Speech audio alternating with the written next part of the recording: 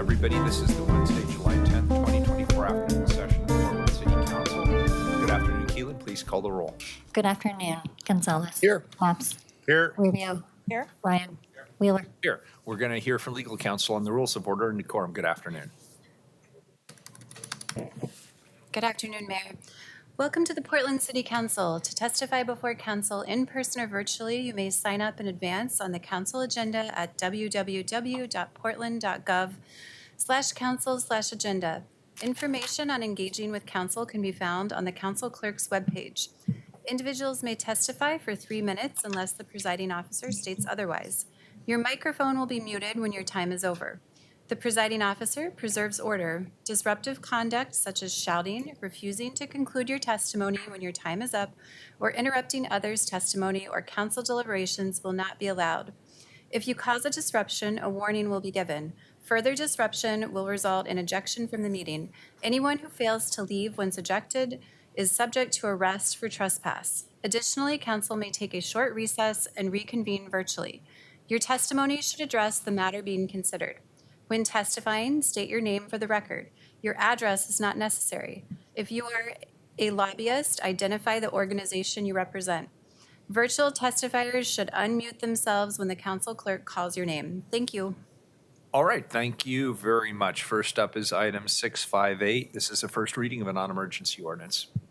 Create the North Richmond Avenue and Crawford Street Local Improvement District to construct street, sidewalk, stormwater, water main, sanitary sewer, and railroad grade crossing improvements. All right, I'll set this over to Priya Danapal, who's our Public Works DCA, and Andrew Abbey is our PBOT Forecasting and Special Projects Analyst. Good afternoon, both of you.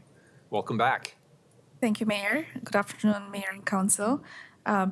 As the Mayor mentioned, this is regarding the creation of the North Richmond Avenue Crawford Street Local Improvement District, identified as C10074.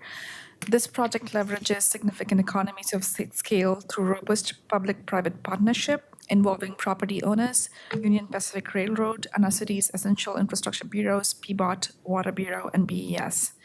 This collaborative effort ensures that our infrastructure improvements are comprehensive and cost-effective, moving us away from costly piecemeal solutions. The project also significantly reduces risk and enhances efficiency for a Water Bureau and BES by eliminating utilities underneath a live railroad track, and combining utility relocation with the LID offers significant savings to ratepayers instead of standalone siloed projects by each infrastructure bureau. If approved at an upcoming second reading, this will mark the largest local improvement district in our city's history, with a total investment of about $13.8 million. This funding is complemented by an additional $1.9 million provided by PBOT, BES, and Water Bureau, reflecting a collective commitment to enhancing communities' infrastructure. Council's initial approval of this LID on May 26th of this year was met with majority petition support, underscoring its alignment with community needs and priorities. We've also made adjustments along the way to accommodate specific circumstances, such as reducing assessments for St. John's trucks by $279,000. This adjustment is for deferring a sidewalk requirement until development permits. The ordinance also directs PBOT staff to pursue a street vacation for North Charleston Avenue, potentially reducing assessments for Wayne Peterson by $279,000, demonstrating our responsiveness to community feedback and collaboration. And with that, I'm pleased to pass it on to Andrew Abbey, a local improvement district administrator, to provide additional details and answer questions. Good afternoon, Council. Andrew Abbey, Local Improvement District Administrator. It feels a little strange to be going first rather than last on the agenda today. Why don't we go ahead and switch over to the presentation. Next slide, please. So here is a map of the LID. This map has not changed since the initial approval of the LID on May 29th. Next slide, please. I have circled the properties in green that are owned by St. John Truck. So as our DCA just noted, there has been an adjustment made to the LID where, due to a building encroaching in the right-of-way, which does not have a permit to encroach on the right-of-way, we don't want to be in a position of having to tear down that building to build a new sidewalk. So the modification that's been made to the LID is to drop the sidewalk improvements and defer those until an eventual building permit is obtained for that property after the LID is completed. So there is an immediate reduction of 26% for that LID assessment that's baked into the ordinance that's in front of you today. Next slide, please. This is the other major adjustment from May 29th. The ordinance contains a directive, as our DCA just mentioned, for PBOT staff to work on a street vacation of North Charleston Avenue from Crawford Street to Decatur Street. The reason that the directive doesn't affect the street vacation is because we have to follow state law on that, and we have to follow state law procedure in terms of going through the Planning Commission and going through all the proper steps before we actually vacate that right of way. I do want to note that the block of North Charleston Avenue between Crawford Street and Edison Street that's shown in white at the top of that map there was vacated many years ago. I'm guessing it was 30 to 40 years ago. There's now a bunch of row houses in the way of where North Charleston Avenue was vacated many years ago. For PBOT, the key objective is to improve North John Avenue, which is in the middle of the map, because that is equidistant between the two neighborhood collectors, Burlington Avenue on the left side of the map and Richmond Avenue on the right side of the map. We don't feel that, given the expense involved to build Charleston Avenue, although it is currently incorporated into the LID, we don't think there's nearly as much value to design and build Charleston Avenue as opposed to John Avenue, which is why the ordinance directs PBOT staff to begin working on the street vacation if the ordinance is approved at the second reading next week. And I would also just note, I know we have the owner of the pink property there on the east side of North Charleston Avenue here with us today. If and when we bring that street vacation back, and I'm assuming we would with Planning Commission approval, we would also be adjusting the LID to reapportion the formulas by assessment zone, and in particular that pink property, I would expect to get an approximate 70% reduction in the LID assessment. Next slide, please. And then before I just move on to the grade crossing improvements, I really do want council to understand this is not a uniform assessment rate per square foot. I did go out of my way in crafting the original LID petition to put a larger burden on developing properties and to put a smaller burden on non-developing properties, and to the extent possible to defer additional frontage improvements until the future. So with all of these changes baked in, if you look at the ratio of the maximum assessment rate in the LID versus the green and pink properties I just elaborated upon, the ratio is roughly 8-to-1 or 13-to-1, assuming that the street vacation ultimately gets subsequent Planning Commission and City Council approval. The two intersections that I have circled here are Burlington and Bradford, and Richmond and Bradford.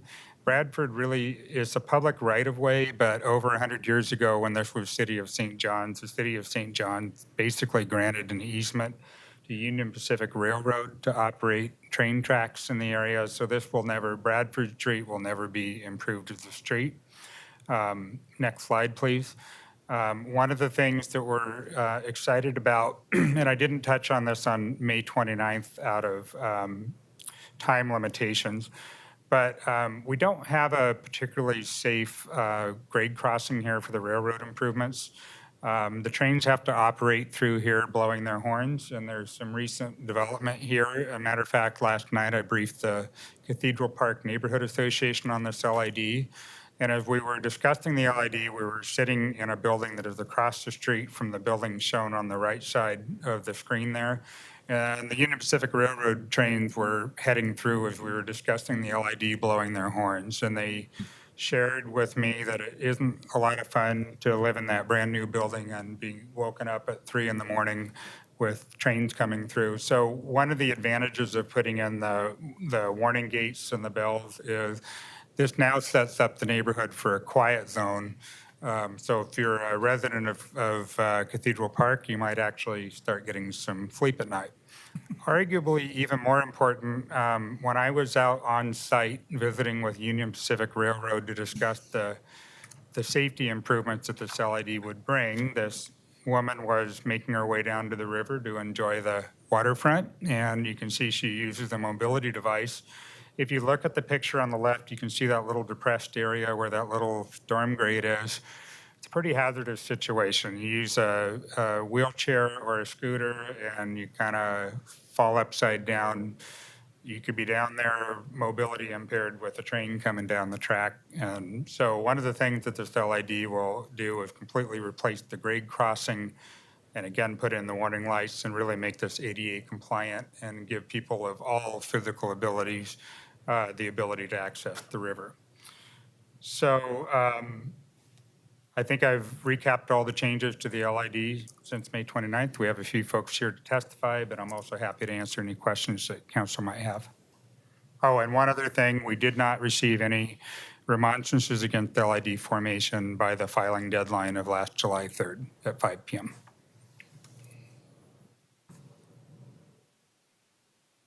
Do we want to turn it over to public testimony?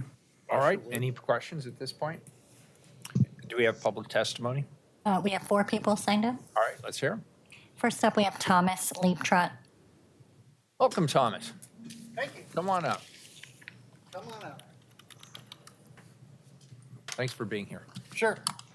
I was here last time, but I just wanted to be brief. I'm Tom Leaptrot, one of the property owners inside the LID. And thank you for letting me testify today to show our support for the LID ordinance. Basically, the talking points of why this is important, obviously, it's going to stimulate development and improve the overall livability of the neighborhood. The current infrastructure is very poor and needs this investment. The current water line underneath the railroad track is over 100 years old and needs to be abandoned and replaced. If that line was to go out, it's going to have significant impact on the railroad and the neighborhood. This investment will also lead to multifamily housing, which will increase the supply of housing in the neighborhood and the overall city. I would estimate somewhere between 600 or 700 units will be going up within the LID area within the next 5 years. It also enhances the connection between the neighborhood and the Willamette River because on the waterfront area of about 1,000 feet, there'll be a continuation of the bike path, which will, in essence, connect eventually through to the U of P and up to that way in the city. Obviously, this LID will stimulate hundreds of millions of dollars to the tax basis and create hundreds of construction jobs over the next decade. And this development is in alignment with your city master plan. So this isn't something new and different. It's what you guys kind of envisioned. And lastly, it's going to improve public safety. I think Andrew just went over the railroad crossing and how dangerous it is right now with just lights, with no crossing bars, and going across the tracks is very hazardous. In conclusion, I just want to thank the Portland Police and Fire. Over the years, they've been great. Sometimes they don't get enough credit, and they've been really good over the years. We've had some fires, we've had some police issues, especially during COVID, and they've done an excellent job. And also, I really believe in the LID program with this private-public partnership because it really is the most effective use of funds to get the biggest bang for the growth and livability of Portland. Thank you. Thank you, Tom. Appreciate it. Next up, we have Brian Wilson. Hello, Brian. Hello, everybody. Nice to be back, commissioners. Brian, it's good to see you. I previously testified in support of this. That certainly hasn't changed. I want to thank you all for your paying attention to this and also for all the great staff work that's been done around this. It's just been great. One thing I want to point out, the amount of basis that this is going to add to properties is going to challenge development. Development hasn't occurred in this area primarily because the infrastructure has been so poor and off-site improvements have been tough to figure out how to get finance and to get things built. So this is an excellent step forward.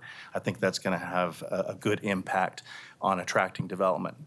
But as I said, the basis of the land is going to go up. So one of the things we're going to have to keep a good close eye on is, do we have sufficient density programmed in the current CM3 zoning code that will help offset some of that basis increase? It's something we'll just have to keep an eye on over the course of the next couple years as we go through this process. But I'm very excited to hopefully see development occur in this area, especially on the properties that I represent, but all the way around, and open up access to the river again. I sometimes refer to this when I speak to capital outside of the city of Portland. It's kind of like the missing tooth in a beautiful smile.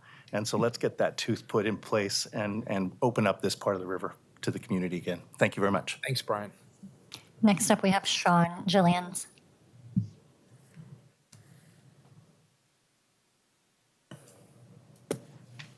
Welcome.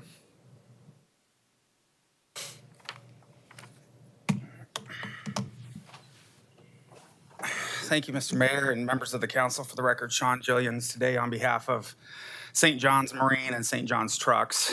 You heard from us in the first hearing about the cost impacts that would affect these two long-standing small businesses.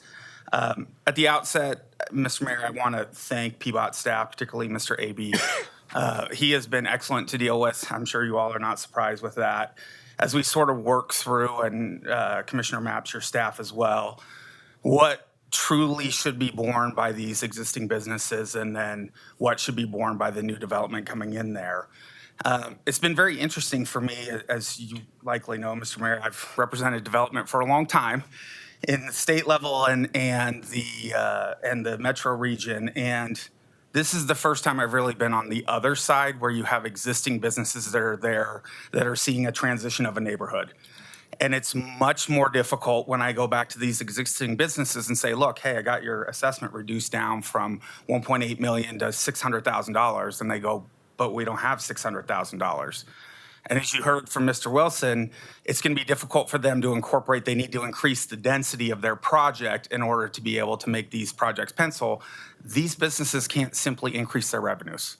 They've been there for 50 years. And so while I absolutely appreciate the work that's been done, I do want you all to recognize this is still a significant financial burden for these two businesses. We're talking about an additional, effectively, mortgage on their properties of between $500,000 and $600,000 and $800,000. And that will be at a relatively significant interest rate over the next 20 years. The other thing I would say on that too, you heard from Mr. Aby about the street vacation. That is absolutely imperative. I can guarantee you right now, if that does not go through, St. John Marines is out of business. They cannot afford that. And if you look at the maps, and I know Mr. Aby went through it pretty clearly, there is no need really for that street there. Directly north of it, the street's not there. This would divide what's so-called super block in one street over and still sort of fits there. So you do have a letter in your packet from Mr. Peterson supporting the vacation of the street ordinance, and we'd really, really encourage you to move forward with that once this process is done. The one last thing I would say about this and the benefits of development, let's remember what this is actually zoned for at the current time: general employment and commercial mixed. And so when I'm up here sort of telling you, well, these folks are saddled with a significant cost, they were in the right spot. It's a boat shop that's 2 blocks from a boat ramp. It's very important that they be there. This is a changing neighborhood with them, and again, significant cost, but appreciate the work that's been done by PBOT staff. Happy to answer any questions, Mr. Mayor. Thank you, Commissioner Mapps. Yeah, Mr. Jillians, thank you so much for the testimony today. Can you boil down what is your ask? Here's what I said when I walked into the first meeting with your staff and Mr. Aby. Take these 2 existing properties out of this. They really don't benefit from this. Long-term, will their properties benefit for redevelopment? Absolutely. I'm not disputing that. But if they're going to maintain their existing businesses, there is literally no benefit to an increased or enhanced Charleston Street with ADA sidewalks for these businesses that already have access to streets that have okay sidewalks.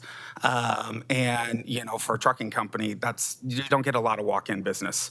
These aren't traditional commercial activities. So they ask, take them out. Okay, thank you very much. I appreciate your crisp answer. I just had a follow-up. Commissioner Gonzalez. Can you reiterate what the cost of these businesses will be, according to your calculation? Yeah, so if under the existing ordinance right now, St. John's Trucks is going to be about $800,000, a little over $800,000. Under the existing ordinance, which does not include the street vacation, St. John's Marine would be 1.8 million. Now, as you heard from Mr. Avey, if the street vacation goes through, that's about 70% reduction. So it's about 535,000 is what they would end up with if the street vacation is approved ultimately. If the okay. Okay, thank you. Thank you. Thank you all. Peter Perrin. Welcome. Thanks for being here. Sure, I'll be brief. Thank you. My name's Peter Perrin. I own a property at the intersection of Richmond and Crawford. I testified at the previous hearing in May in full support of the LID. I just wanted to reiterate my support today for the LID, and I encourage council to do the same. Thank you. Thank you. That completes testimony. All right, very good. So Andrew, could you come back up for just a moment, and could you give the council a little bit of clarity in terms of what was mentioned regarding the two businesses that currently exist, some of the economic hydraulics impacting those businesses, and what allowances, if I can use that word, are built into this kind of a structure to accommodate businesses like that? Yeah, well, a couple of things. I appreciated the meeting I had with Mr. Jillians and Commissioner Mapp's office before we transitioned to the city administrator's structure on July 1, and we spent over an hour discussing the LID. So I think it's fair for me to characterize there was a lot of support for the 26% reduction at the west end of Crawford Street.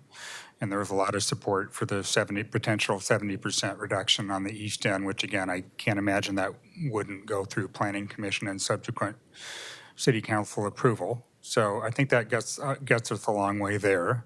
The remaining assessment amount, keep in mind, does include contingency. And what we did see on the Burlington and Edison LID to the north was some pretty significant savings on that LID due to the economies of scale of building a really large project. And as was introduced at the outset of this item, this would be the largest LID in the city's history outside the central city. We do not adjust the unit prices down to reflect larger quantities of concrete and asphalt and everything else we're building.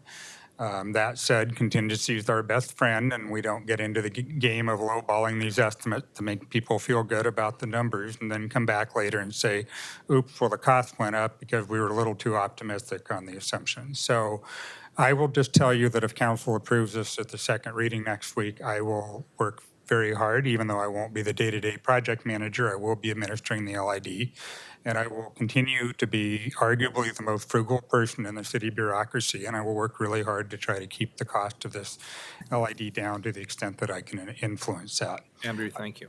Could you also just discuss the question of the street vacation and what level of commitment are we able to give on that point?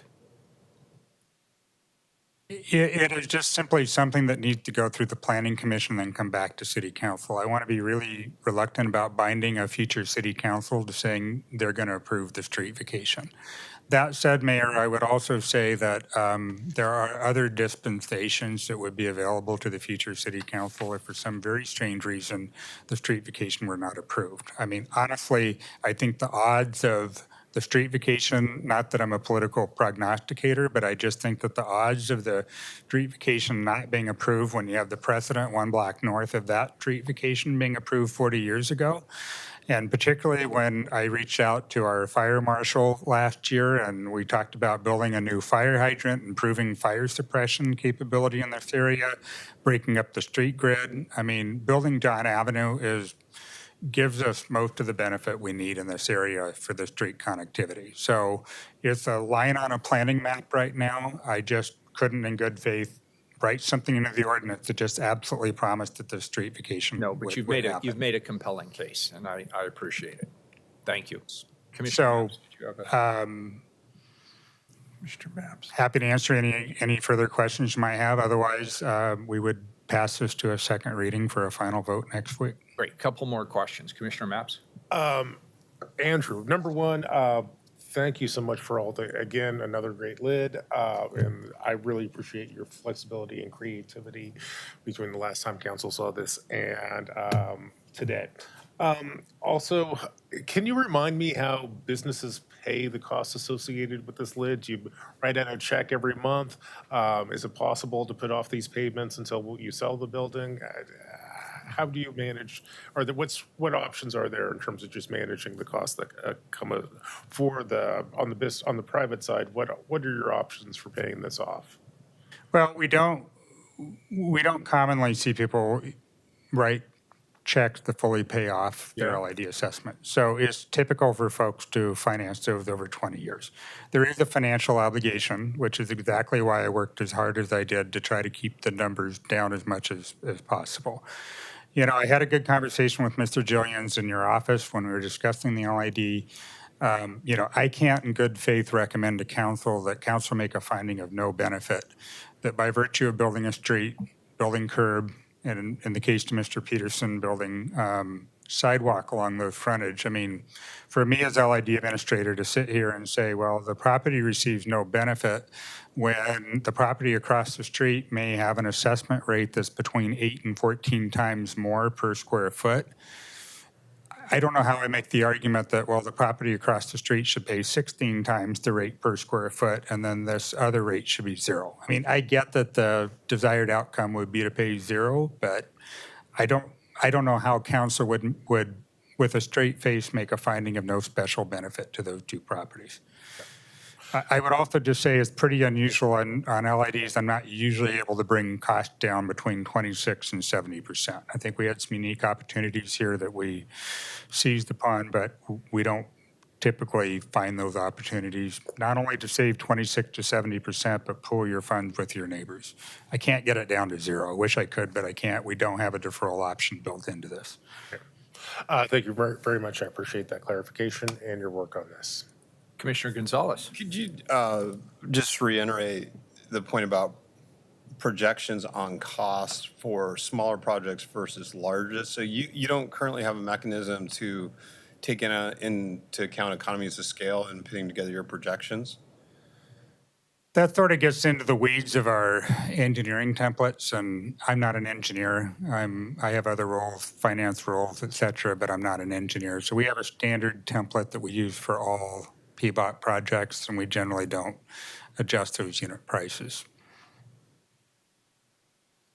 So I just want to reconcile what you testified to with what you're saying here. So I understand you don't want to update projections based on political pressure. I get that. But I think you did highlight you do see substantial variance in unit costs between, or, you know, you do experience economies of scale on larger projects. I'm just mystified why we don't reflect that in the way we estimate projects.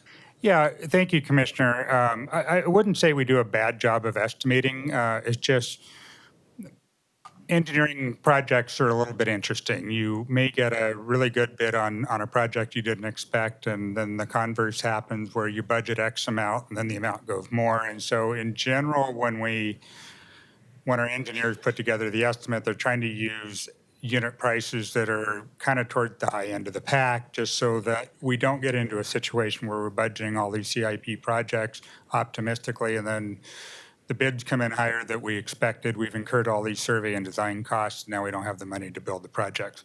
Here's what I want to tell you, though, Commissioner Gonzalez. When we built the Burlington and Edison LID to the north, and we just closed that LID about 2 years ago, we built John Avenue from Edison Street down to Decatur Street. That came in massively below budget, way below budget. And part of the reason it came in below budget is because we built the street in advance of any development. So I'm really getting into the weeds now, but I want to answer your question. For the contractor, it was really easy piece of work. It was basically a hillside. They could go out there with their curb machine and just put the curbs in a couple of days, put the rock down, pave the street. They were in and out of there. And so when the contractors are looking to bid on these things, they tend to look at how many days of their crews are going to be out there. And if it's a really hard project, they're going to bid a higher number. If it's a simpler project, they're going to bid a lower number. John Avenue will be a little bit of a challenge to design, but there's nothing there. It is an open hillside, so it should be a really easy piece of work for a contractor to bid on. I can't sit here and tell you what a contractor may bid on in 2 or 3 years, but to me, it looks like a very attractive piece of work. Okay, well, it's just, as we're trying to deliberate as a body, trying to understand, is there really substantial potential for this to come in below your projections or not? That's a relevant factor, right? Projections are projections. We don't know. That's the whole point. But so I don't know. I guess the second question, then really the final question is, you do, in your methodology, what is your methodology for determining there's no economic or a benefit to the property? I think the simpler answer to that question is, as a general rule, if a property abuts a street to be improved, it would be extremely unusual to completely exempt that abutting property from assessment. And do you employ any methodologies adopted by appraisers when you're making that assessment, or is it essentially based on your years of experience, you're kind of making? It's the latter. Okay. I will make one other note. Council approved an LID last year for Northwest Reed Drive in the Forest Heights neighborhood.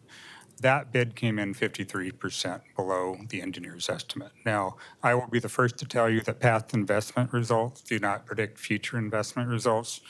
But again, I think if PBOT staff work on putting together an attractive piece of work that's constructible for a contractor, it enhances our chances, the chances of the bid coming in lower. But I also really think it's important for council to understand we don't get into a practice of exempting properties based on current land use.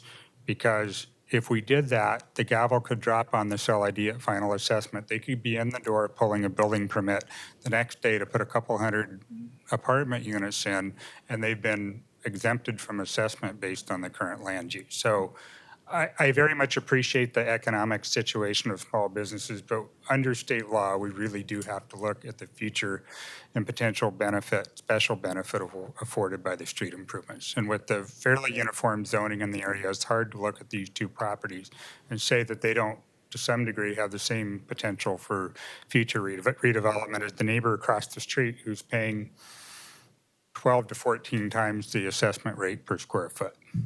I think we've been really generous in keeping the burden to an absolute minimum here. Yeah, I mean, well, if we can get the 70% reduction from the vacation, I certainly understand, but this is not a small amount of money we're imposing on small businesses at a really difficult time in our community for small businesses. So I just submit that from a policy perspective, but I'm good right now. Thank you. And the 70% reduction isn't what a contractor billed. That's just simply passing another ordinance next year to vacate the street, 70% off the table, we're done.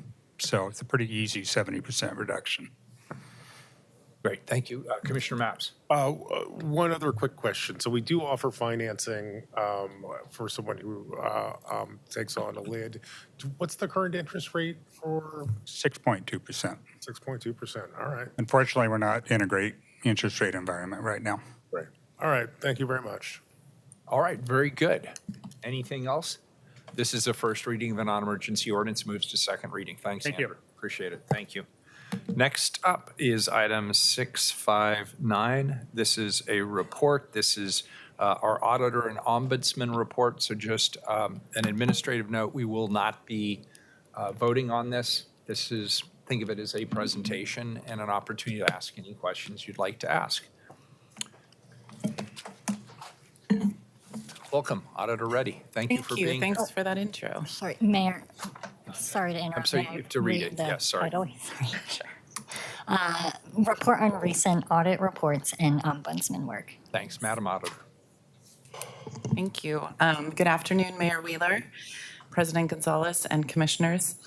I'm Simone Reddy, City Auditor, and with me today are Audit Services Director Casey Jones and City Ombudsman Jennifer Croft.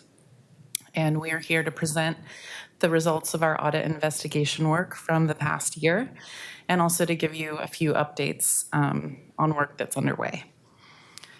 Our office has had a past practice of delivering presentations like this, and I'm really happy to revive that and expand it to include our investigation work and other updates from my office in the future. And as Mayor Wheeler stated, our intent today is really to inform you and to give you and members of the public an opportunity to engage more with our work. We won't be asking you to accept these results as the results have already been published, but we do welcome your questions. And we also have an opportunity for people that are watching, they can sign up through our website to receive reports as they're released. Next, I'm going to give you a preview of what this presentation will cover. I'll start by giving some brief explanations of what audit services and the Ombudsman does. And then I'd like to provide some context and updates on the audit schedules that I've released. Then I'll invite Director Jones and Ombudsman Croft to tell you more about our recent audit and investigation work. And I want to let you know that we've built in opportunities for you to ask questions at the end of each section of this presentation, so we can respond to you as quickly as possible, or at least as close to real time as possible. So I ask that you please hold your questions until each of us has finished speaking. Next slide.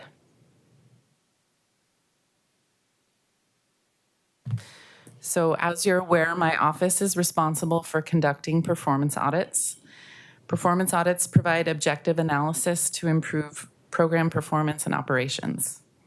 They follow professional standards from the U.S. Government Accountability Office, and they look for ways to improve efficiency, effectiveness, and equity in city programs. Director Jones is going to highlight findings and conclusions from some of our recent performance audits momentarily. Next slide. My office also houses the Ombudsman, which responds to complaints from members of the public, businesses, and city employees about city services. Responding to complaints often involves informal resolution, and sometimes it involves impartial investigation. The Ombudsman may decide to initiate a systemic review when a complaint has the potential to impact a large number of people. The Ombudsman follows professional standards from the U.S. Ombudsman Association, and Ombudsman Croft is going to highlight what her team accomplished in 2023, as well as preview some upcoming projects with you during her portion of the presentation. Next slide.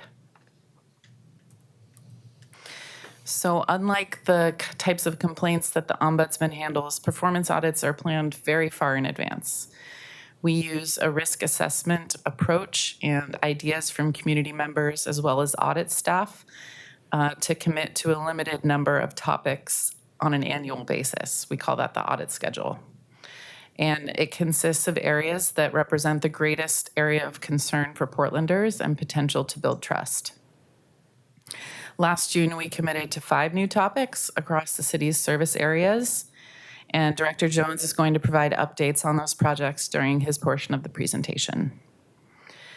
This June, we added 3 more topics to the list, and those topics are going to be initiated this year, and other topics may be initiated at my discretion. I want to note, before I turn it over, that last year, we heard concerns about the city's use and support of advisory and oversight bodies. And at that time, I committed to find ways outside of performance audits to address those concerns. So consistent with that commitment, the Ombudsman has begun planning a review that will evaluate how transparently those bodies conduct their business and influence city decision-making. That concludes my high-level overview of 2 of the accountability functions in my office. Are there any questions on what I've shared so far? Colleagues, questions? All right, I think we can move 2 slides forward.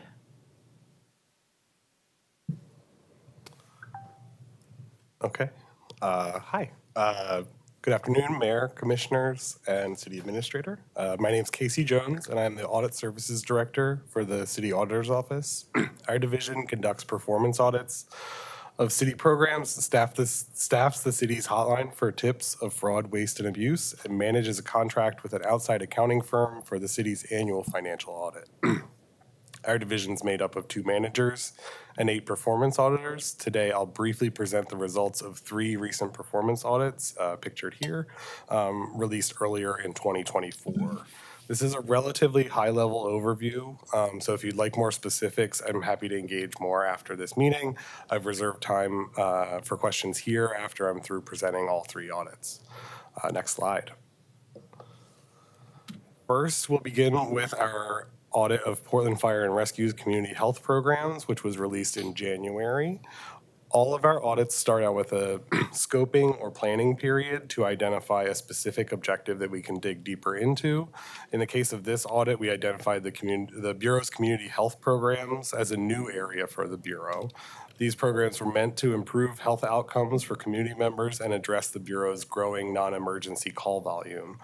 A consultant report commissioned by the Fire Bureau indicated that this could help reduce demands on firefighters, so we saw an opportunity to take an early look. Next slide. So I recognize that some of the programs have changed since this audit was released in January, but the programs in the Fire Bureau's Community Health Division during our fieldwork included Portland Street Response, which sends mobile crisis teams of 3 or more professionals to non-emergency mental health, behavioral health, and substance use calls. Community Health Assess and Treat, or CHAT, which sent a team of 2 medical responders to low acuity medical calls, and Community Connect, which sought to improve health outcomes for community members who were high utilizers of 911 by connecting them with health and social services that they were unable to access on their own. Our audit objective was to determine whether the Fire Bureau was strategically building the Community Health Division to shift workload from fire crews. By taking an early look at how the Fire Bureau was building and managing this new division, our goal was to help the Bureau make any needed course corrections as it developed these important programs. Next slide. So our first finding had to do with goals for the division. So it's vital for government programs, especially new ones with important missions, to have clear goals so that staff, elected officials, and the public understand what the programs seek to achieve. Our audit found that while specific objectives existed for the individual programs that made up the Community Health Division, the Fire Bureau had not established clear goals for the division overall. The Bureau also did not have a plan that linked the program's objectives to Bureau-wide commitments and initiatives that may have some overlap. This slide gives an example of some program goals that could have been rolled up into larger strategic goals for the division and then been slotted in to complement other Bureau-wide goals. Next slide. We also found the Bureau did not systematically adopt performance measures to aid in assessing the program's results. Similar to how each program had goals, but no larger strategy holding them together, the Bureau put targets and measures in place for some aspects of the individual programs, but there wasn't an overarching plan for what to measure or how to do so. We also found there wasn't a process to adjust programs based on performance.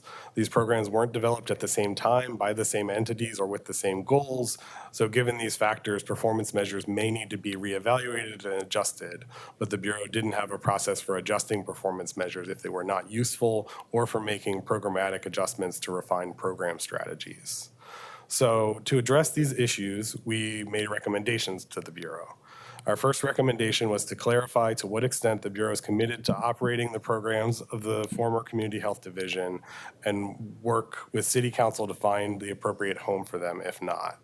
We also recommended that they set clear goals for the programs, create a plan for the programs to achieve their goals, measure the progress of the programs toward meeting those goals, and if one of the goals is to reduce emergency operations fire crew workloads, the Bureau should measure how much the programs taken as a whole do so. The Bureau should also adjust the programs based on whether or not the goals are met and develop a process to review performance measures on an ongoing basis. We included in our recommendations that the Bureau should consider whether these programs reduced emergency operations fire crew workloads. And in the fire chief's official response, they took issue claiming that these programs were not created to do so. The idea behind that came from that consultant report that we referenced earlier. They were hired by the Bureau prior to our audit and highlighted this possibility. And we believe the emergency response system and public safety system as a whole could still benefit from such goals and measures around how these programs reduce workload of public safety partners. Next slide. Next, we'll move to our audit of the Joint Office of Homeless Services Shelter Services, released in April of this year. The Joint Office was established by the city and county in 2016 to centralize planning, policy, and funding for homelessness programs.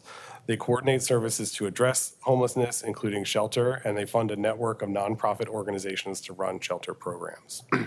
Our audit objectives were to examine whether the Joint Office funds the right number and types of shelter, whether people know how to access shelters that meet their needs, and whether shelters are an effective gateway to permanent housing.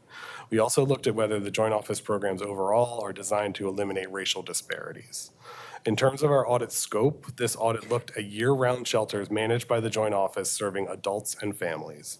The Joint Office also oversees or funds shelters that were not part of our review, including youth shelters, safety-focused shelters for survivors of domestic or sexual violence, severe weather shelters, temporary winter and seasonal overnight shelters, and daytime resource centers.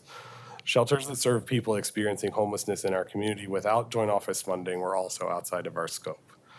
We conducted this audit during a time of rapid growth and transition at the Joint Office, as well as with city programs that address homelessness. We acknowledged some recent Joint Office efforts in our audit report, such as the new Joint Office Shelter Dashboard and its efforts to develop a shelter strategy. But newer programs that launched after our audit began, such as behavioral health-focused shelter beds, micro-villages, and the city's temporary alternative shelter sites, were also outside of our scope. Next slide. So we noted significant expansion of the shelter system since the Joint Office was created. In 2015, Multnomah County reported 521 year-round beds, and in fiscal year 2024, the Joint Office budgeted for 3,220 shelter beds. Locations have spread more widely across the county, and the Joint Office funds a range of shelter models. Next slide. We found that shelters were generally full and had long wait lists, and there's not enough shelter to meet the need. Pictured are the perspectives of a shelter provider and a person experiencing homelessness that we spoke with. The Joint Office had some information and data to work with when determining the right amount of shelter to fund, but they did not have a systematic process for evaluating this information to identify the unmet need for shelter, and the Joint Office was not able to right-size shelter supply to meet demand. Next slide. We also found shelters could be hard to access. To understand and illustrate some of these barriers, we conducted outreach at shelters and contracted with Street Roots to gain perspectives of those who had engaged with the system to understand their experiences and barriers.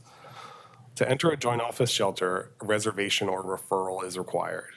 Families can use 211 and be put on a wait list. A navigator will contact them when something is available. But for individual adults, there's no centralized reservation system. Many adult shelters must be contacted individually for a reservation or to join a wait list. People seeking shelter can also be referred by a community partner or through a public safety agency. Offering several ways to access shelter is a positive if there's no wrong door to entry, but the lack of shelter availability that I spoke to in the previous slide means there's often no right door either. Next slide.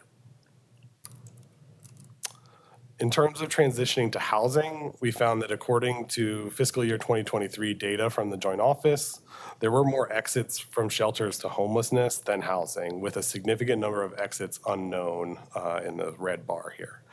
We looked at the Joint Office's goals around housing to learn more and found no targets had been set for overall exits to permanent housing for the shelter system as a whole.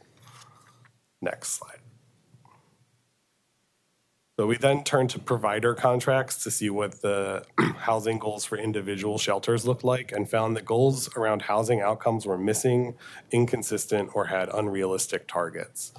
An overall strategy showing how a variety of shelters fit into overall housing goals is important to account for the differences in populations served and unique needs, and to ensure that all shelters are contributing to that goal.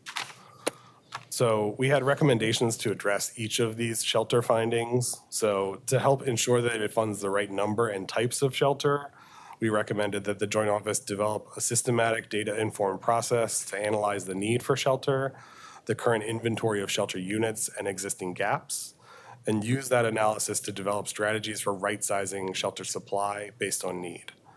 We recognize that without expanded shelter supply, it may be difficult to improve shelter access. So once shelter supply is expanded, the Joint Office should evaluate shelter access to understand where people encounter barriers to finding a shelter that meets their needs, then use that evaluation to develop strategies to improve access to shelter.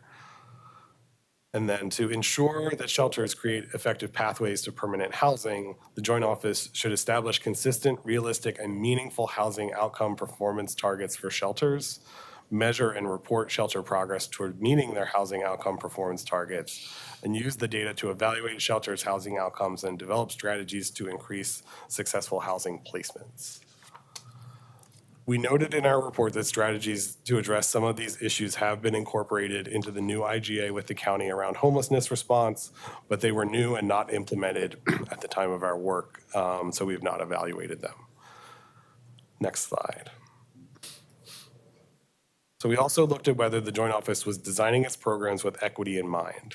Overall, we found that the Joint Office did design programs to reduce racial disparities, and their approach followed many best practices in incorporating racial equity into program design.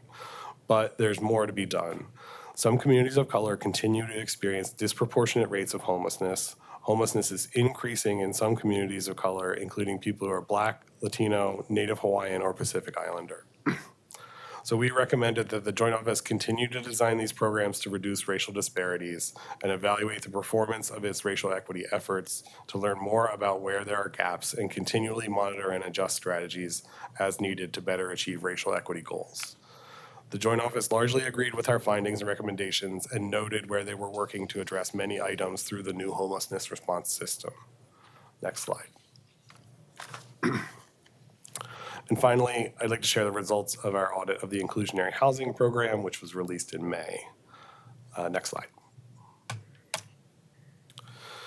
Portland's inclusionary housing program went into effect in 2017. The program aims to integrate affordable housing into market rate residential buildings that would otherwise not include it. Residential buildings developed in Portland with 20 or more units are subject to the requirement. The city established 4 goals for the program, summarized here. Increase the number of units available to households earning 80% or less of median family income, or MFI, with an emphasis on households earning 60% or less of MFI. Responsibly allocate resources to increase housing opportunities for families and individuals facing the greatest disparities. Create affordable housing options in high opportunity neighborhoods, and promote a wide range of affordable housing options with regard to size, amenities, and location. Our audit objective was to determine whether the program was meeting its goals, but we found the goals lacked essential elements needed to determine if they were met, like the amount of housing to be built or defining what's meant by the greatest disparity. So instead, we analyzed the program's outcomes as they relate to the goals. We also looked at whether the Housing Bureau was prepared to identify when property owners are out of compliance with program requirements. Next slide. We found that the inclusionary housing program had helped to produce affordable housing in high opportunity neighborhoods. These are parts of the city with superior access to quality schools, services, amenities, and transportation. There are new apartments and condominiums available to households earning 60% and 80% or less of MFI as a result of the program. From the beginning of the program, 566 apartments for rent in 78 buildings had been built, with 1,157 more anticipated. The majority of the new units built and planned are affordable at the lower 60% MFI tier. We did find, however, that smaller units like studios and 1-bedrooms are the most commonly produced units by the program, and those units are already affordable outside of the program for some families. Next slide. So we found some issues with the program's goal to increase housing opportunities for families and individuals facing the greatest disparities. So we found that the program has created new housing opportunities for moderate income families, those making 60 and below 60 and 80% of MFI, not Portlanders facing the greatest economic disparities. 22% of Portland's households had incomes of less than $35,000. According to the 2022 American Community Survey, a family of four with this income would be just above 30% MFI, highlighted here on this graph on the left side. The program was not designed to serve those with the lowest incomes. Next slide. We also found that Portlanders facing the greatest racial disparities may qualify for the program, but may not always be able to rent units created through the program. The program's MFI requirements place a ceiling on the amount of income that a family can earn and still be eligible for the program, but the family must also demonstrate to property owners that they can afford the rent. This places a floor on the income a family must earn to qualify. We analyzed median family income by race in the Portland area to understand how accessible the program was to renters of different races. Renters of color were more likely to be eligible, so below the ceiling, because their average MFIs were less. However, the median income of Black renting families was often not enough to meet the income to rent ratio for inclusionary housing apartments big enough for their families.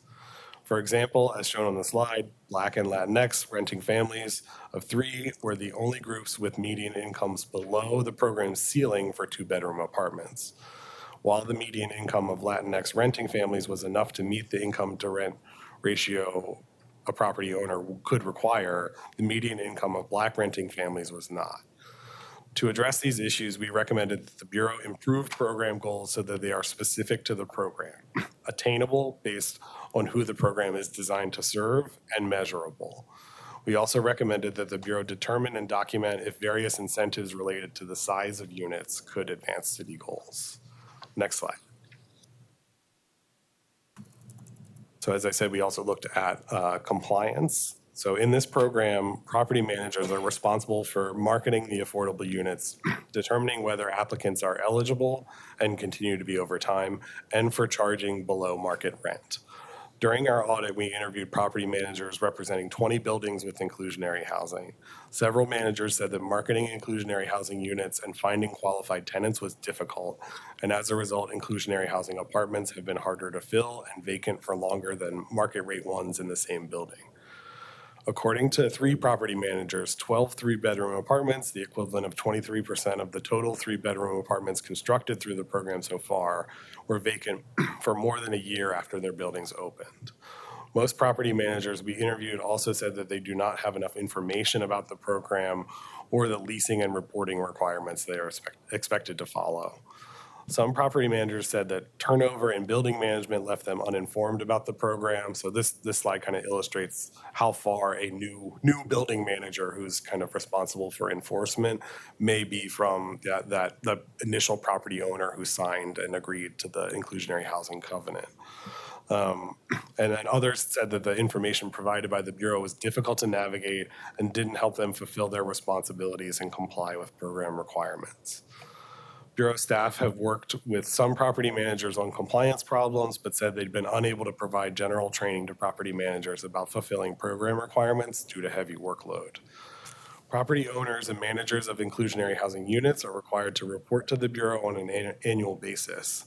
Bureau staff said that they rely on the honor system for reporting, but then two systems test if the reported rents were below the maximum and that tenants met income requirements. Bureau staff review the results, manually test exceptions and testing errors, and work with property managers as needed to resolve questions and compliance problems. But as of May 2023, the Bureau was 2 years behind in its compliance reviews. If the planned buildings in the inclusionary housing development pipeline are built, the Bureau's monitoring responsibilities will more than double. Without additional resources dedicated to monitoring, the Bureau will likely fall further behind and will not be able to effectively identify and respond when program managers are out of compliance or need assistance. So to address these compliance issues, we recommended that the Bureau develop methods and guidance for property owners to help ensure marketing is effective and fair, and improve compliance monitoring, education, and support for property owners and managers. During our audit work, the Bureau revised the goals of the program, but we would urge them to look again with our findings and recommendations in mind. Next slide. So as Auditor already noted, we just released our audit schedule for this next fiscal year, which lists our projects that are underway. We're wrapping up reports on our audits of Vision Zero and technology acquisitions. Those should be released in the next few months. We're wrapping up planning on our audit of Parks Fiscal Management. We've just started work on our audits of asset management and climate justice. And we are also poised to start our audit of the City Arts Program. We've also added rapid rehousing, efforts to reduce gun violence, cybersecurity, 911 emergency communication, and PBOT street improvements as new topics to start once some of these projects wrap up. Next slide. So if you would like to participate in any of these projects or want to contact us with ideas or otherwise contribute, please don't hesitate to contact me. And I'd be either happy to talk to you or connect you with the auditor in charge of the specific project. And next slide is for questions. Very good. Colleagues, any questions? Commissioner Adams? I have a few quick ones. Number one, thank you so much for the presentation today and the work that you do every day. A couple of quick questions, I think first about chat and then the joint office. If I understand your findings on the chat program, you basically come to the conclusion that there have been some management challenges over at chat. Both trouble setting goals and maybe some ambiguity in metrics. And if I understood how fires responded to that, and Commissioner Gonzalez has responded to that, it seems like they largely agree with you and have said that the solution is to move chat into essentially fires training division. I don't know if I have that completely correct, but that's my intuitive sense of what's happening there.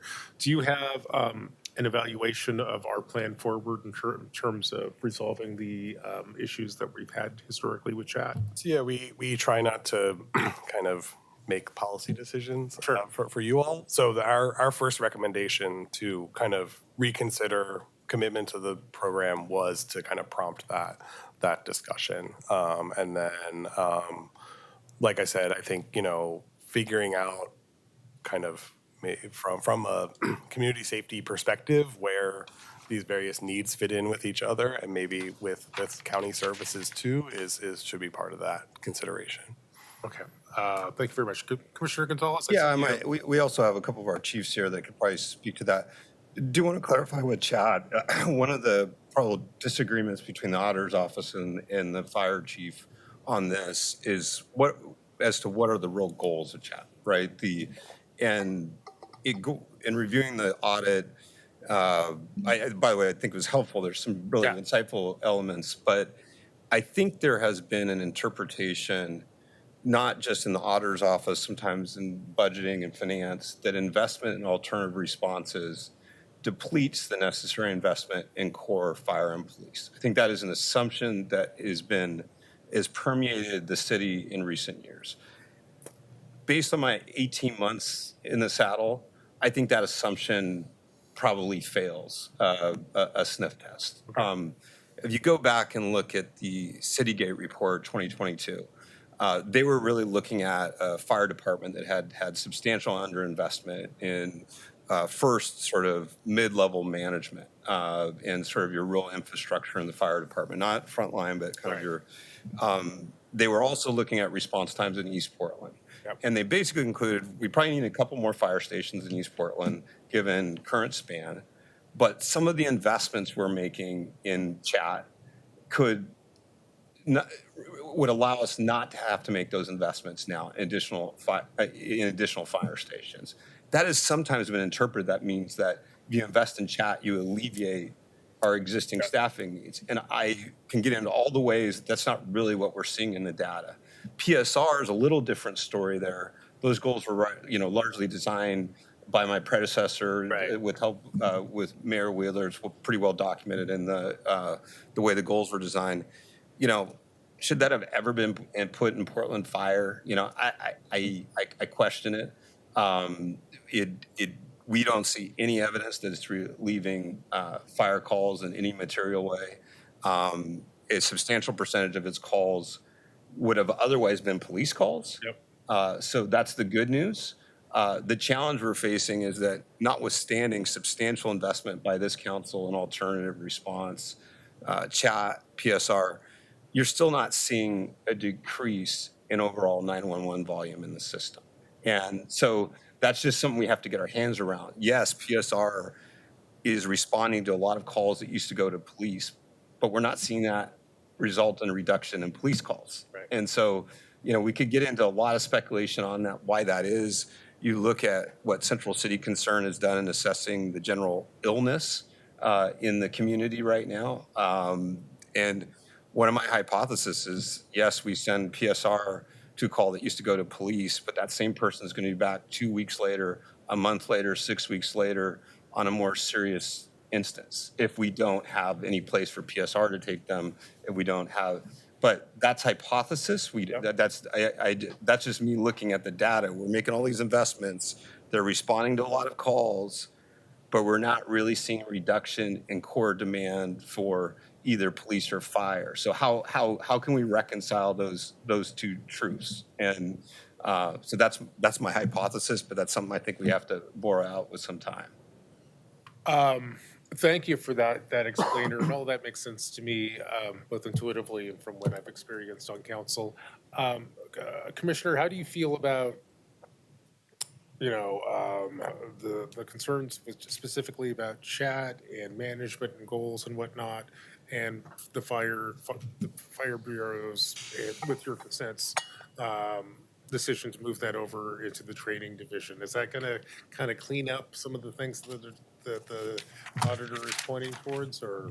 Well, when you go back to late 2022, the lead of Community Health Division went on administrative leave for reasons outside of management of the division. Right. That's just an unfortunate time of the overlap with the audit. You actually didn't have a lead in the Community Health Division. It was a HR dispute with the then fire chief that is now well established in the media. And so you had a substantial portion of the audit period where you actually just didn't have a functional lead of Community Health Division. Now Chief Gillespie was put in as a temporary lead by me. I think we did that in February, March, just because we were seeing a vacuum even without the auditor's report. We needed someone leading that division, and it was really hamstrung because you had a chief and the person on leave that were in a dispute. It made the intervention complicated. And so, you know, beyond that, I think there's a lot of fantastic things chat's doing, but the goalposts are moving a little bit. It was, you know, and I'd say this for PSR too, like you know, you have original hypothesis of what it's going to do, you go and test it. Both of the programs grew really fast, and I think that's one of our additional critiques. We grew these things really, really fast, and we were adjusting goals and purpose, and therefore KPIs on the fly. So that's just, you learn some things with the growth. I don't know that chat is truly ever going to substantially reduce core fire calls in a way that leads to justifying redeploying dollars from core fire to chat. Sure. But what chat is attempting to do is alleviating the overall medical system, the overall 911 system. And does that mean outside funders are willing to support it? And in some ways, it's not even really for council right now to make that assessment of its worth. It's whether Care Oregon and some of these other folks are continuing to willing to fund it.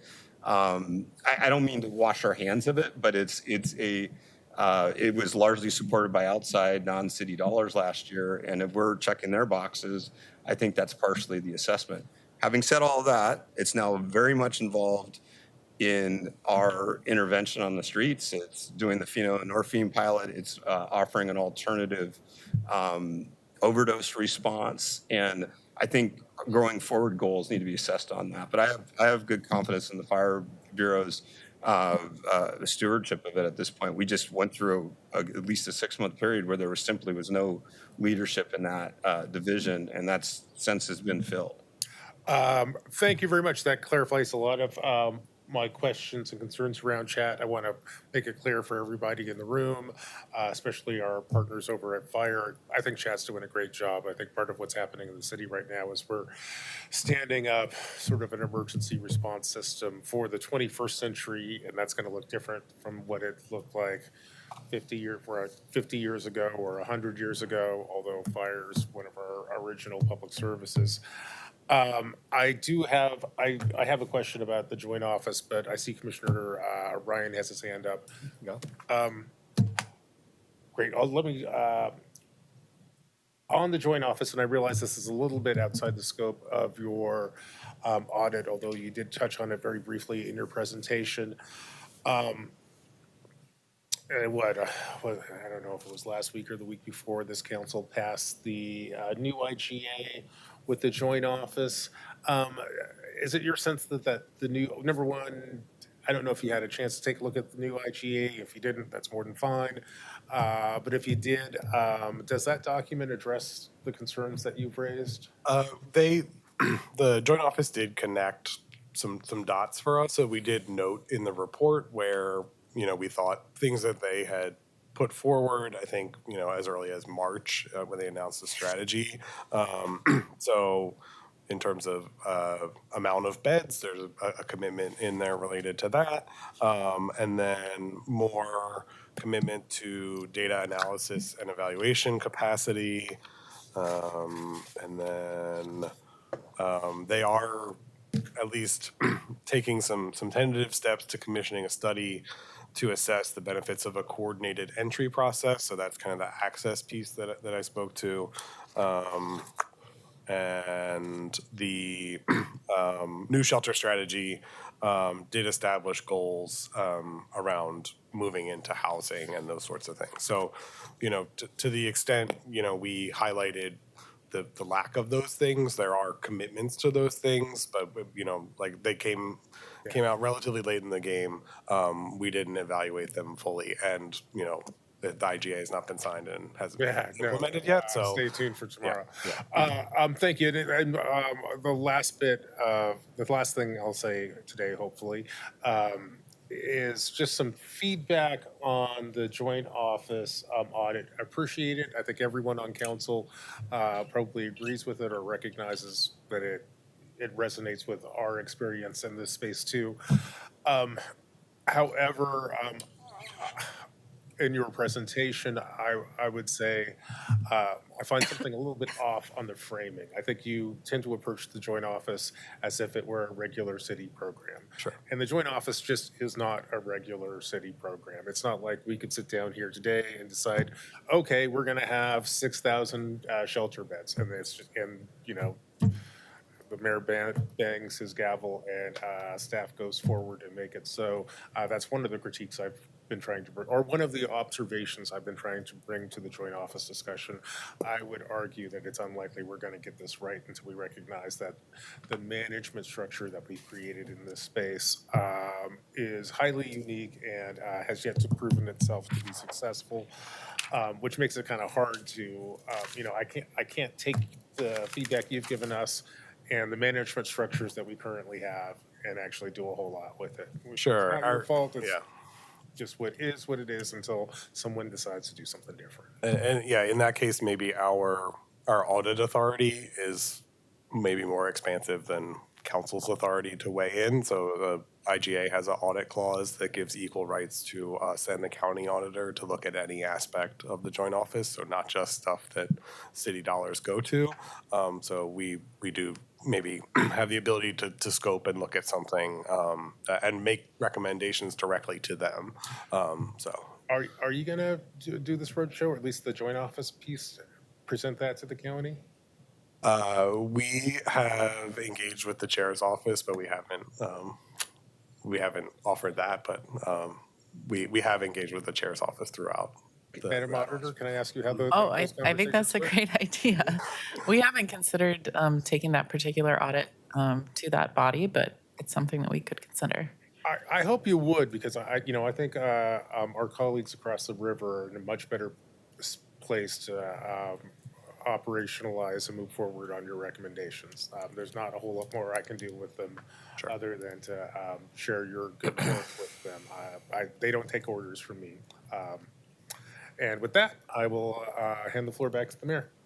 Commissioner Ryan, then Commissioner Rubio. Madam Auditor, you're on a tight time frame. Is that my understanding? Oh, I just want to point out that we do have one more portion of the presentation, which is the ombudsman's work. Very good. Okay. Commissioner Ryan, then Commissioner Rubio. Okay, I think this is more under the auditor frame, so that's why I'll go now. Thank you, Madam Auditor. Thank you, Director Jones. I love continuous improvement, and so therefore I really do like audits. And it was in an enterprise that it's been very clear that we need to improve on customer service. I do think that audits are a really helpful tool if we actually use them, and if we actually are transparent about them, and if we connect the dots between when we receive the audit and then how we are improving policy, and more importantly, practices, because that's what you really get at. So I'll always remember when I first got the assignment for BDS, the audit came out that said what audits have for some time, which is that our permitting system is terrible. When you look at it across the board, it wasn't a kind audit. It basically said this isn't working very well. And in that audit, the meeting, I had to dig a little bit to see this, but it was really the handoffs, because it was an audit on BDS, and I called out that this is incomplete. It really should be looking at all of them. And the nonverbal, I don't think it was you, but someone gave me some nonverbal that kind of said you're on the right track. So with that, thank God Commissioner Mapp said, yes, I'll co-chair this improvement task force with you. And now, 2 years later, we now have something to show for it. So I'm proud of the council for actually working with that. And I'm obviously proud of the fact that I've spent 2 years digging into that. My point is, that was a good example of how it was used properly. You took a little bit of my thunder, because I was going to say, I found it, no, it was good. That wasn't bad. It's like, I was sitting here thinking, we just had 3 weeks of spirited, very healthy, creative tension around something we should have a lot of spirited, creative tension, and that's the way we are serving those who are on our streets and those impacted by that. And we're divided on many of those topics because it's an important issue. But then when I'm reminded, because I was in some of those intake interviews, and I was surprised that it really didn't come up much while we were having the IGA conversation. And so to Commissioner Mapp's point, this intelligence should be shared with the county, where they have 95% of the influence on the operations of homelessness. We're a donor to that program, basically. And then because that program at the county wasn't doing, in my opinion, enough for those who are homeless and needed shelters that actually had services they say yes to, we were able to use the ARPA money to get the Safe Rest Villages started, which I think he meant to call out why he said micro villages.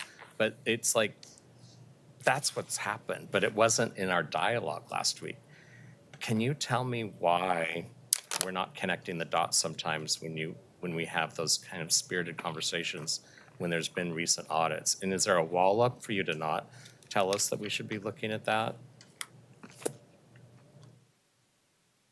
Well, I guess I'll start by responding at a higher level that we hear from community that, and I know that you would agree, houselessness is the #1 issue affecting Portlanders. So it's incumbent on us to use our audit authority where we can to get objective information and answers about how well the system is working. And I've noted in the last audit schedule that should the city not renew the homelessness response IGA, that we would pivot to auditing Portland Solutions instead, because Portlanders still want answers about what we as a region are doing to address homelessness. And during the joint office audit specifically, the joint office is the auditee, so they are actively engaged. We're making our recommendations to them, and the chair's office and joint office provided the official response as the auditee. We were coordinating with Sky and Sarah Morrissey in the mayor's office, kind of in their liaison role there. But I agree, kind of back to the same point, like, the management role of that function is is unique enough that, yeah, I think we're maybe needing to be more cognizant of like making sure it's on the county's radar, maybe more as an outreach sort of thing rather than a reporting our results to those charged with management sort of thing. Like, I respect that the auditor's office is independent. I think we all are independently elected, so I think there's also that. And that special interests shouldn't influence your work as much as broad, objective community voice. And so in that, where can we have more transparent dialogue where the council, who's taking on the priorities of this city and stays focused on those priorities, and I'm proud to be of a council that's been doing that, where do we fit in where there is some dialogue about your calendar and what your focuses are? Is there such a engagement of dialogue, or have I just missed out on that? I think we tend to, thank you for that question, Commissioner. I think we tend to engage different bodies when we're presenting the results of our work. I know there were a number of meetings jointly between the county and city to address this issue. I would welcome, opportunities to be part of those agendas. Certainly, County Auditor McGuirk and I worked to make sure that our audit rights were preserved in this new IGA that's being considered. So I would welcome the opportunity to have more dialogue and share our results. And if people want to track like what your calendar is, what your plan is, what's the best way to stay current with what the auditor's office is up to in terms of upcoming audits? Yeah, thanks for that question. We have a dedicated page on our website that provides the contact for each audit lead and then a status on where we are in completing those projects. And so independently elected officials, public servants like myself, we could track that and then meet with you to see if we could have an opinion or two about what the plan is. Sure, about the plan or on an individual project. Historically, we've engaged our elected officials during the scoping part of every project. With the new form of government, I think we'll have opportunities to engage our city administrators in greater depth. So we do welcome your input in scoping these projects and informing the conclusions. Yeah, I hope to be a part of helping connect those dots. Since I've been here for 4 years, it seems like I've had to go out of my way to try to figure out how to connect those dots. The system doesn't seem to flow like I wish it would in terms of improving government and doing better continuous improvement work. And we really need you because you have the bandwidth to do this type of investigation, if you will. Yeah, how we engage with future council is something that we're kind of constantly thinking about. So yeah, I'd be happy to talk about ideas for how to do that. That's real charter reform. Yeah. All Yeah, right, right. thanks. Commissioner Rubio. Thank you. First, I just want to say to Madam Auditor Reddy and Casey and Ombudsman Croft, thank you so much for all the work. It's clearly a lot of work that you undertook. And I, for one, really appreciate audits. I don't know if it's the nerdy nonprofit director in me, but I looked forward to our audits every year because it really laid out clearly where our what work was to do and to focus on to make sure, like other commissioners have said, that continuous improvement continues. I just want to bring up one question and then I have a comment. So I'm just curious on the audit for the in inclusionary housing. Have you since had an opportunity to connect with the Housing Bureau about what steps they're taking since that? There's been a number of things, so I'm just curious if there's was an opportunity to touch back on that. So yeah, there were some things that we discussed with them at our exit conference where we kind of went through the findings and then went over the draft report. So we did adjust some things in the draft report kind of based on their feedback. But our normal follow-up process is to come back a year after the project is released. And that's when we would ask for additional documents, evidence, that sort of thing, especially since some of these things are moving, new initiatives are being announced, kind of getting a clear sense of where those things are. So there is like a clear point where we check back in, and we do that for a 5-year period. Great, good to know. And another thing, and this is not so much my comment is not so much something in connection to how we've worked with you on this this particular report, but rather how it's landed in the public and in the news, and some strings that get pulled out sort of without context. So I'm saying something for the record, just that I wanted to talk about how that we've learned that when the previous council and bureau leadership set up the inclusionary housing program, the costs related to operating that program was not explicitly taken into account or outlined. And so, in other words, the program was created, but what wasn't outlined was how it was paid for. And so thus that meant that the Bureau was left to allocate, administrative funds from the revenue of the program or other Bureau funds to run the program itself, which clearly is an issue for us to look at now. And the current housing director and myself strongly agree that those funds should go back into the program. So just for the record and for the public, want to make that clear. And we appreciate that the audit also lifted that up for us to take a look at. Yeah, it wasn't the focus of our work, and I think that was clear in what I presented today. So yeah. Okay. Thank you. Commissioner Gonzalez. I just had a general comment that builds off a little bit of, actually maybe all of my colleagues' questions, but when you're thinking about the scope and description of an audit, I think you mentioned early in the presentation that newer programs sometimes are more ripe for audit. Those weren't your exact words, but I'm sort of summarizing it. I'll say in my organizational life, the difference between a new program and an existing program, it actually dramatically changes how you define KPIs, how you set goals, and frankly, how you assess performance. It's just,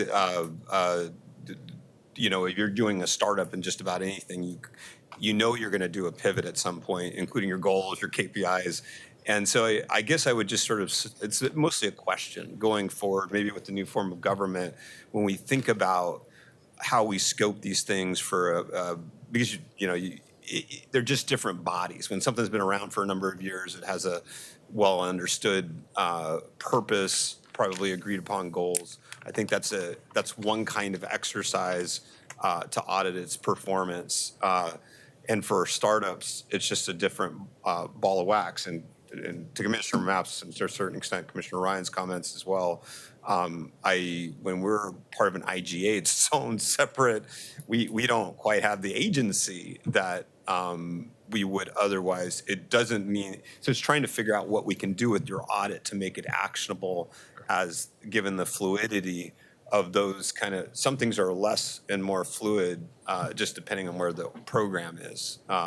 So that's kind of a comment and kind of a question. Yeah, so we do kind of take maturity into account there, especially with the fire audit. We really approach that as readiness, like what might get in the way of these programs kind of accomplishing what they're intended to do, and kind of with the way we work, if some of those kind of big guiding strategies aren't in place, that's kind of a first stop for some things. I think you highlighted maybe some of the leadership gaps that got in the way of that happening. And then for more mature programs or evolved programs, that can be about like unintended effect and like really kind of things that have happened or maybe context that has been added and that sort of thing. So it does look different to us. Yeah. Well, and again, hopefully there's opportunities in the new form of government to identify the things that have longer fuses. Theoretically, you don't have the turnover in sort of ownership, because in each of our cases, we're sort of dealing with, we inherited programs created by somebody else and may have different goals for it. And it's even hearing that inclusionary housing to a certain extent. So it's a interesting problem as we think through that maybe can be solved in a new form of government. Leave it at that. All right, good. Yeah, so I think we have one more portion that our Ombudsman Croft is going to take us through. Go ahead. Great, thank you. Good afternoon, Mayor Wheeler, Commissioners, City Administrator. My name is Jennifer Croft. I'm the City Ombudsman, and I've been in this position since the end of 2022. and I'm excited to be here today and share with you the results of our work as captured in our 2023 annual report. Next slide, please. Before jumping into those results, I'd like to just do a brief intro or recap about what I do as the Ombudsman. The word Ombudsman, it's actually a Swedish word. It's gender neutral, and Ombudsman offices of different types exist all over the world. But ours is what's called the classical Ombudsman model, which means that we investigate complaints about government. As Auditor Reddy mentioned, we take complaints from people who feel they've been harmed or unfairly treated by the city, and then we consider whether that we can resolve those informally or whether we might need to conduct an investigation. And we can make recommendations to bureaus and issue reports. As part of the auditor's office, we're independent and impartial, so we're not an advocate for the complainant and we're not an advocate for the city. We're an advocate for safeguarding people's rights and for high standards of fairness, competency, efficiency, and justice in city services. The year 2023 was an anniversary year for us. It marked 30 years since Portland has had an ombudsman. Portland is actually just one of a handful of U.S. cities that has this unique position, which has been enshrined in the city charter since 2017. Next slide, please. So our small team, which is 3 staff, though we just this week had a Hatfield fellow start with us, will be with us for 9 months. Our small team last year received a little bit over 600 complaints, and out of those, a little less than 400 were complaints about the city or jurisdictional complaints. We receive complaints about lots of other things, and we try to direct people to the right place as much as we can. These complaint numbers last year were an increase over the previous year, although that overall number of total complaints has stayed fairly steady. And we try to get out the word about our services through ads on social media and outreach activities like meeting with community groups. Next slide, please. We accept complaints from any source. That can be from individual community members, an organization, business, or a city employee, but the vast majority of our complaints are from members of the public. We have a pretty informal process. Complaints can be taken by phone, email. We have an online form, and once in a while we get a walk-in to City Hall. Next slide, please. It's particularly a priority for us to make sure that underserved and marginalized communities know about our services and can access them equitably. So as part of those efforts, we collect demographic information on a voluntary basis from people who contact our office. And not everyone chooses to provide that information, but the data we do have shows us that we still have some work to do to reach Portlanders in all their diversity and in all parts of the city. So the next slide, please, also shows that we do have some gaps, as the previous graph showed, in Asian and Latinx communities, and this map shows some lower complaint rates in parts of East Portland. Next slide. We receive complaints about almost all bureaus. It really covers the broad spectrum of city services and offices. Complaints sometimes can also involve sometimes more than one bureau. This graph shows the 6 bureaus that were subject of the most complaints. And if we look at this through the lens of the new city structure, the highest concentration of complaints was in the public works service area, which made up about 40%. So when looking at the bureaus, I think it's important to mention that we aren't a replacement for whatever kind of complaint or grievance process or appeal process a bureau has. We do want those processes to be working well, so we often direct people back to the bureau first to see if they can use that process, and that can be a more efficient way to address their concern. But if someone has not been successful at resolving their concern with the bureau, we might see if we can help facilitate a resolution. So that might mean connecting the complainant with a bureau supervisor, maybe doing some research to give someone the context so they can understand the city's decision, or asking a bureau to expedite the issue if the complainant has already had a significant delay.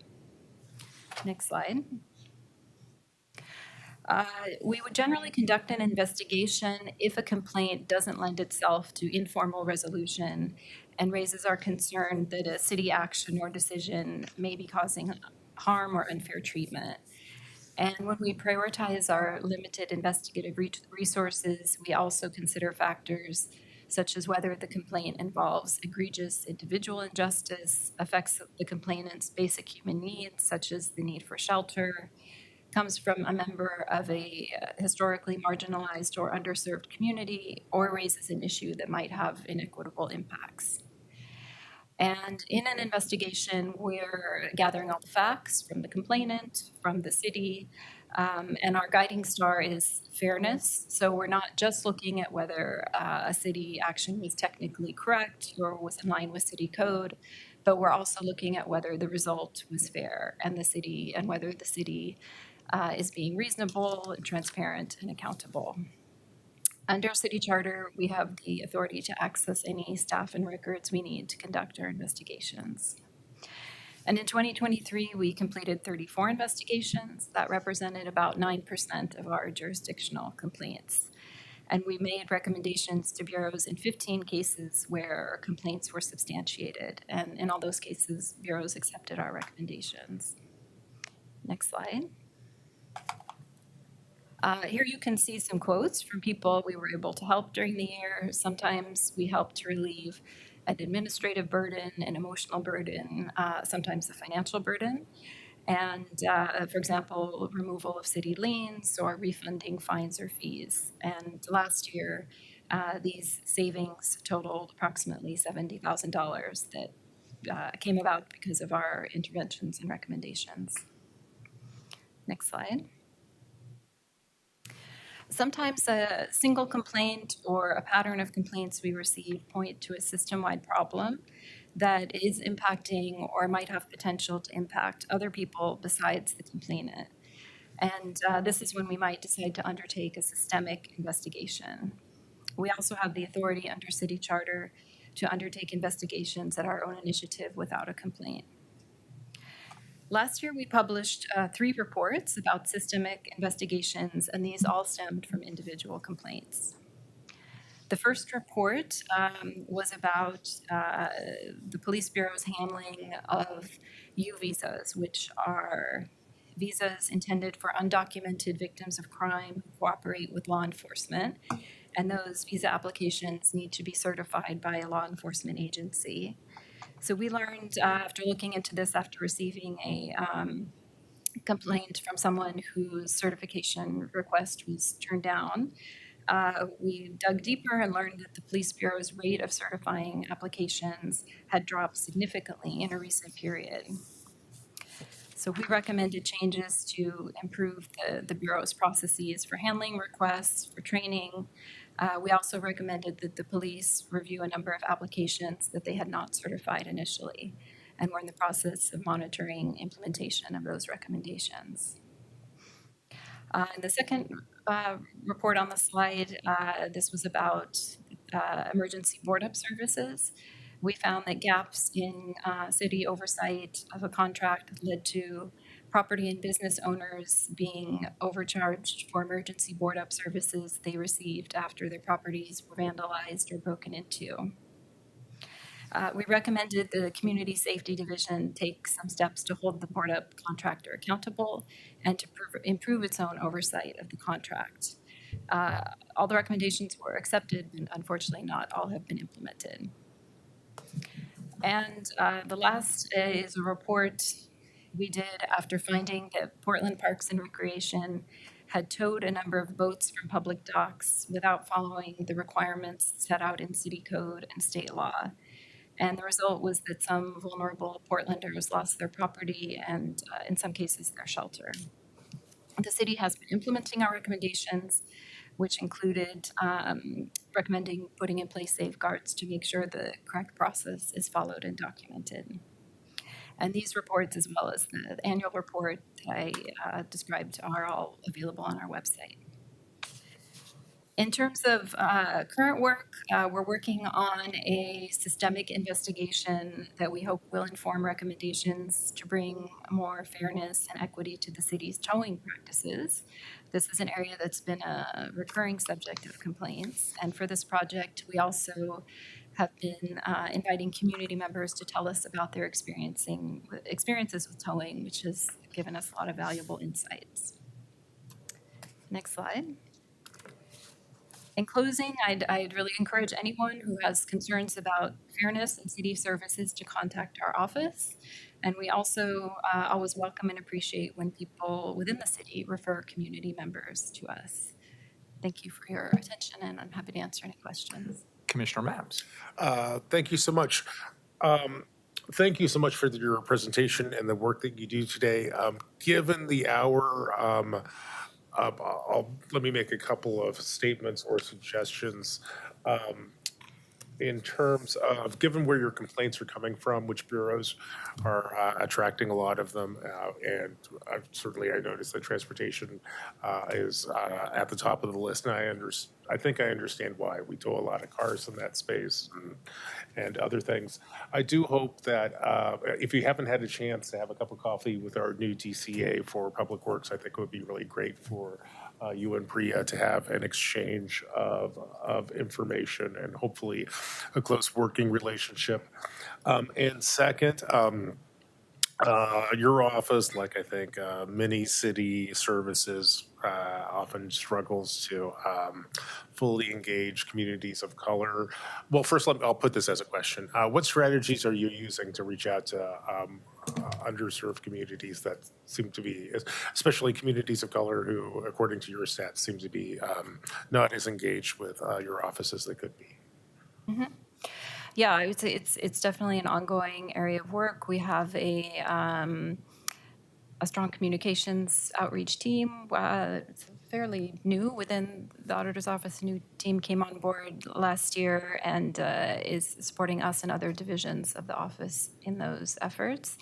I would say, yeah, identifying, meeting with community organizations that can maybe help as serve as intermediaries, people who, organizations that are maybe interacting with low-income homeowners, with communities of color, and hearing about problems people have, people who may not think that there is an office in the city that could help, but maybe could say, oh, look, there's this office called the Ombudsman and can point them in our direction. So, yeah, I would say trying to attend community events, make presentations to community groups. I don't know if Auditor Reddy wants to. No, I would say that, yeah, a commitment that I've made since my term began is to make sure that there is more community voice and input in the projects that we take on. And so we have a team that works across divisions of my office to make sure that we're building those connections and creating those pathways to hear directly from Portlanders. Great, and I appreciate you leading into this work, and it's challenging work. Every bureau is facing the same challenge here. I don't know if if you've done this yet, but one strategy which I'd encourage you to try is to invite the heads of our district coalition offices out for a cup of coffee and a get to know each other session if you haven't done that. I used to work in those spaces. They have feet on the ground in all 94 of our neighborhoods, and they tend to be centers where frankly, grievances about the city get shared. And I think they could be real resources for you there, especially as you take a look at the periphery of the city. And again, thank you for the presentation. And Mr. Mayor, I will hand the floor back to you. Commissioner Rubio. I have just a quick comment and then a question. So I just wanted to appreciate the report on protecting undocumented victims of crime, and particularly lift up also the engagement with Tony Green on this work as well. That report directly led to my office leading a meeting with the mayor and the chief of police and the Latino Advisory Council. and the Portland Police Bureau to address some of the issues that were identified, and also to follow up on results. And so we still have more work to do, but I'm really glad that PPB leadership and community leadership, it's an opportunity to do some problem solving and relationship building together simultaneously. In that respect, things are moving in a better direction. So thank you for that. My question is, do you do follow-ups to these reports in the same way that you do the audits? And would you maybe consider that if you don't? Yeah, our process is we don't have, there is no formal requirement or standard to have follow-ups, but certainly we want to see that our recommendations are implemented. So we do try to follow them up when we see that it's important to have transparency around that, and when we want to highlight when recommendations aren't being implemented. But our approach can be more flexible than with audits. I think it would be highly supported by the community if there, at least on this particular issue. Great. I believe we have run the course. Madam Auditor, does that complete your presentation for today? It does. I have one more slide that shares our contact info, so I just want to reiterate, Okay, go ahead. there are many ways to reach our office. We're located in City Hall, and folks can, again, sign up to receive our reports if they want to get immediate results. That's available on our website. Thank you. Thanks all three of you for great presentations, and thank you for your thoroughness and your willingness to answer lots of questions. We all appreciate it. Colleagues, we're adjourned. We don't accept the report. No, not the auditor. We